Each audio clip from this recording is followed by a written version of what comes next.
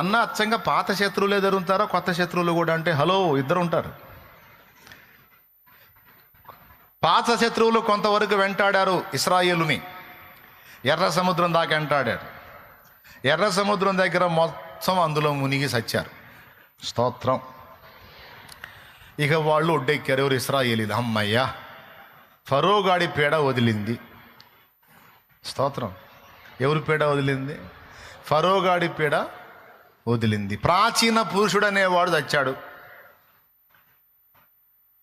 ఏమండి? అమ్మయ్యా, ఇంక దరిద్రం లేదయ్యా అని వాళ్ళు కొంచెం ముందుకెళ్తే ఇంకే సమస్యలు రాలేదా? లేకోళ్ళు అడ్డొచ్చారు. లేకోళ్ళు, లేకీయులు. వాళ్ళ పేరు లేకీయులు. వాళ్ళు వచ్చారు. మళ్ళీ ఇది ఫస్ట్ సరుకు అనమాట. ఇద్దాటినాక ఇంకొక సరుకు, అద్దాటినాక ఇంకొక సరుకు. పాతోళ్ళు వదిలిపోయారులంటే మళ్ళీ కొత్త వాళ్ళు ఎదురవుతారు. ఏందనుకున్నా బెదరు మరి ఇట్టంటే వచ్చిద్దా ఏంది పరలోకం? యాత్రికులం పరదేశులం మా ఊరు పరలోకము, మా ఊరు పరలోకము.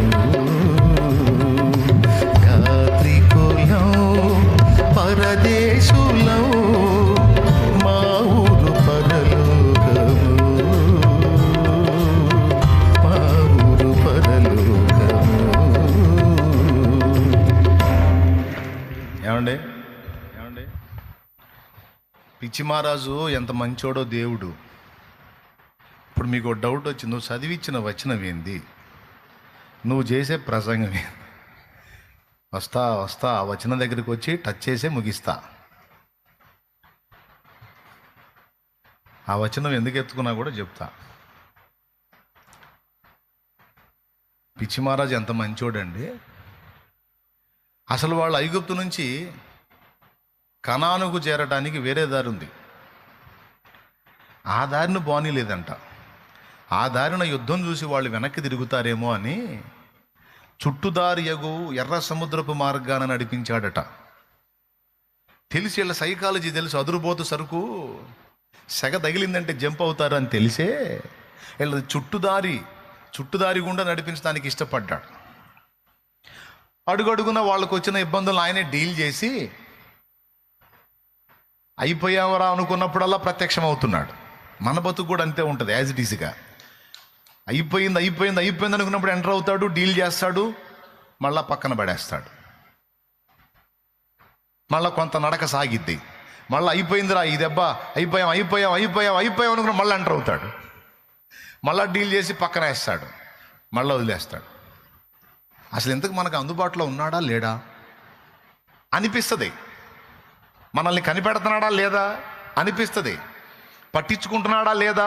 పట్టించుకుంటున్నట్టే ఉంటాడు, పట్టించుకున్నట్టు ఉంటాడు, మళ్ళీ పట్టించుకున్నట్టే ఉంటాడు, పట్టించుకుంటాడు.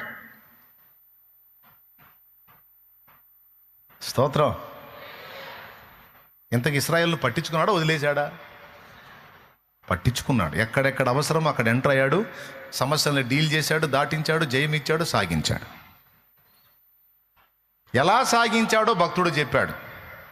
నీ బాహుబలమే నన్ను దాటించి శత్రువుని కూల్చేనే నా జీవం. ఓకేనా? మీకు తెలియని పాట ఏంది? ఓకేనా? కానాను యాత్రలో యోర్దాను అలలచే కలత చెందితిని, కాపురివైన నీవు దహించు అగ్నివై నా ముందు నడిచితివే. ఎప్పుడు వదిలిపెట్టావయ్యా నన్ను నువ్వు ఈ యాత్రలో? కంటికైతే కనబడవు, నా ముందు వెనక నువ్వే ఉన్నావు, నన్ను ఆవరించి ఉన్నావు. ఎందుకని ప్రభువా? ఎందుకని అట్లాగా? కనపడొచ్చుగా అంటే ఆయన చెప్పే సమాధానం తెలుసా? నేను కనపడి నువ్వు నడవాల్సిందంతా నేను నడిచాను అనుకో, బహుమానం నీకు కాదు నాకు ఇస్తారు. ఇక్కడ బహుమానం నీకు ఇప్పించాలనే అదృశ్యం నుండి సహాయం చేస్తున్నాను అంటాడు. దేవునికి స్తోత్రం. సీన్లో మనమే కనపడేది, తెర మీద మనమే కనపడేది, కానీ వెనక మనకు వెన్నుదన్నుగా ఉండి సహాయపడుతుందంతా ఆయనే. ఇంత చేసి వాగ్దాన భూమికి వచ్చిన తర్వాత, పరిశుద్ధాత్మ అభిషేకం వాగ్దానం ద్వారా పొందిన తర్వాత, అమ్మయ్య పరిశుద్ధాత్మ అభిషేకం పొందుకున్నా, భాషలు కూడా వస్తున్నాయి, ఆత్మతో నింపబడి గంతులేస్తున్నా, అబ్బో ఇక మామూలుగా లేదు, నా భక్తి మండుతుంది, ఇక తిరుగులేదు అనుకుంటే అక్కడ కూడా మళ్ళా మృత సముద్ర భయం వెంటాడుతుంది. భక్తులందరూ కూడా అభిషేకించబడిన తర్వాతే తేడా పడ్డారు. దావీదు అభిషేకం పొందకముందు ఓకే, అభిషేకం పొందినాక తేడా పడ్డాడు. సౌలు అభిషేకం పొందకముందు ఓకే, పొందినాక తేడా పడ్డాడు. శాంసన్ అభిషిక్తుడే, యోధా కూడా అభిషిక్తుడే. అభిషేకం పొందకముందు వీళ్ళు ఎఫెక్ట్ అయ్యారా, అభిషేకం పొందినాక ఎఫెక్ట్ అయ్యారా? హలో అకాయ్, భాషలు మాట్లాడుతున్నా, పరిశుద్ధ ఆత్మతో నింపబడుతున్నా, ఇక తిరుగులేదనుకోని కలలుగా మాకు.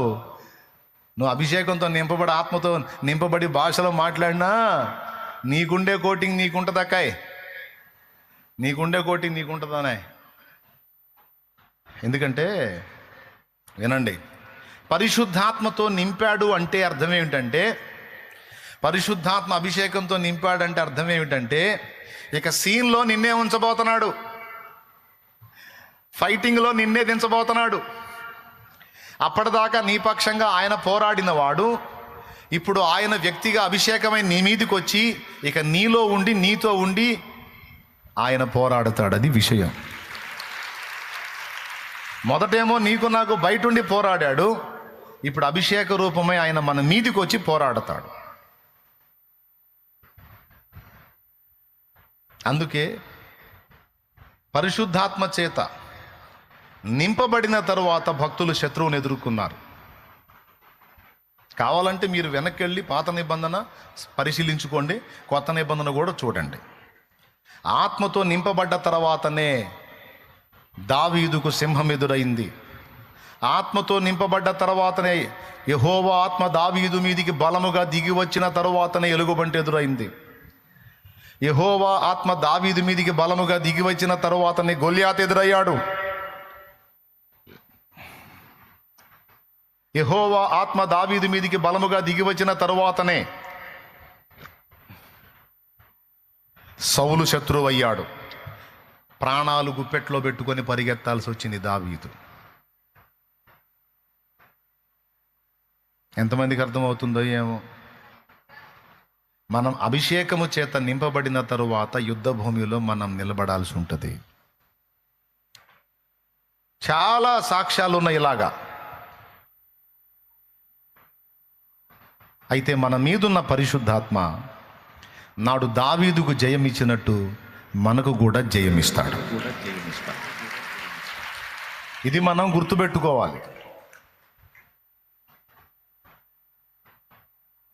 వాగ్దాన భూమిలో మృత సముద్రపు భయము నన్ను వెంటాడెనే. వాగ్దాన భూమిలో మృత సముద్రపు భయము నన్ను వెంటాడెనే. వాక్యమయ్యున్న నీ సహవాసము ధైర్యము పుట్టించెనే. వాక్యమయ్యున్న నీ సహవాసము ధైర్యము